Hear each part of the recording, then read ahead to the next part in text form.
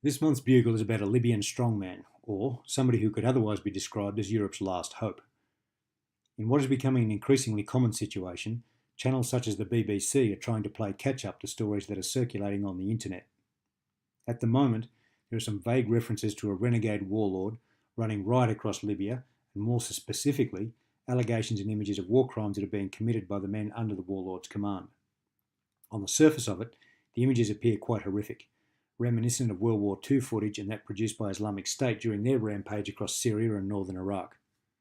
The warlord sweeping across Libya is an ex-Gaddafi confidant, Field Marshal Khalifa Belqasem Haftar. The LNA, or Libyan National Army, that he commands is now engaged in its second civil war since the overthrow of Gaddafi in 2011.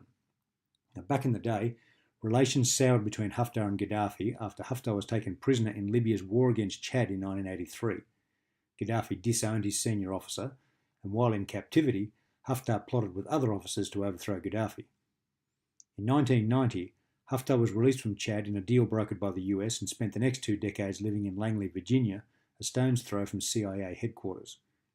Now Haftar is engaged in a bloody two-front war fighting Islamist terror groups across Libya, while at the same time engaged in a battle against the Western-backed government in Tripoli in western Libya.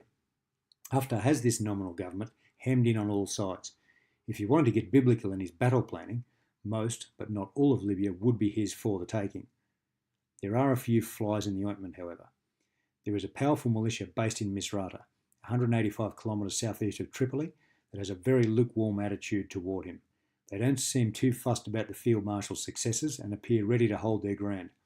And as for the UN-backed government itself, it doesn't have any military capacity.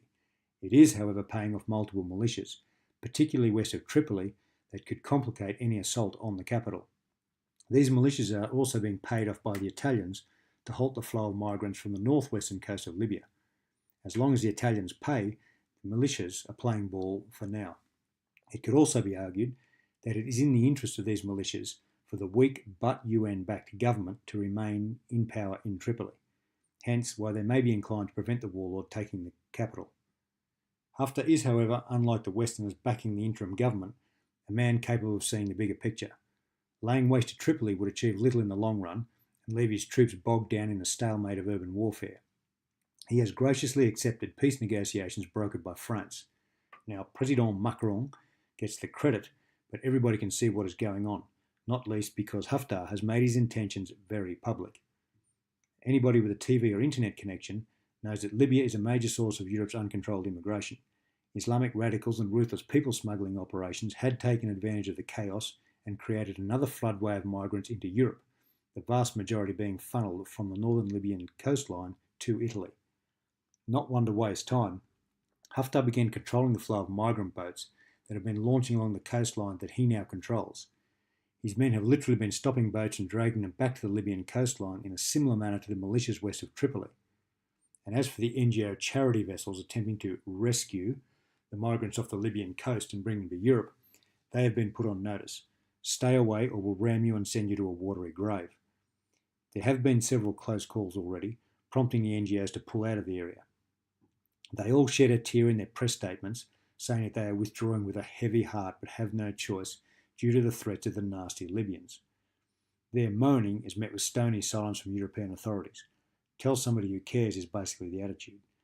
We'll act like we're full of compassion in front of the cameras, but we need somebody to grip this situation and we have no intention of doing it ourselves. To suggest that EU politicians act like hypocrites and pay Middle Eastern warlords to stem the flow of migrants might sound a bit extreme. It probably sounds like a conspiracy theory, except that Haftar has publicly stated that that is exactly what he expects the EU to do. To patrol the coastline effectively, he needs assets in the form of armed patrol boats and all the infrastructure required to support such an operation. And this is where the EU comes in. They've been told to pay, and like the Italians, pay they will. Stage 2. This is where things get a little tricky. In their wisdom, Western leaders thought they could delegate a place to Haftar in the new Libya, give him a nice uniform, make him defence minister. This plan has a few shortcomings, however. As mentioned above, their puppet administration in Tripoli has no armed backing and no authority over the 2 main rival militias who are battling out in the city, let alone over the rest of the country. Why Haftar would accept a position as defence minister in that shambolic outfit is a complete mystery. He controls 3/4 of the country, battle-hardened militias, oil terminals, and the backing of Egypt and the UAE. And if the UAE is backing him, there's a damn good chance the Saudis are as well. Add to that Haftar's original intention to take Tripoli by the end of the year, that leaves Western influence in a very sorry state. Essentially, the situation cycles back to the Gaddafi days. European governments will pay a strongman to maintain order in central North Africa, just as they are doing further to the east, with al-Sisi controlling Egypt now that Mubarak is gone. And it's not just the Europeans accepting the new reality. Boris Johnson, the British Foreign Secretary, has just visited both the puppet government in Tripoli and Haftar in Benghazi. Sensing which way the wind is blowing, Johnson is now softening up Western governments and media to accept Haftar as everybody's new best friend forever. Until the next strongman emerges, of course.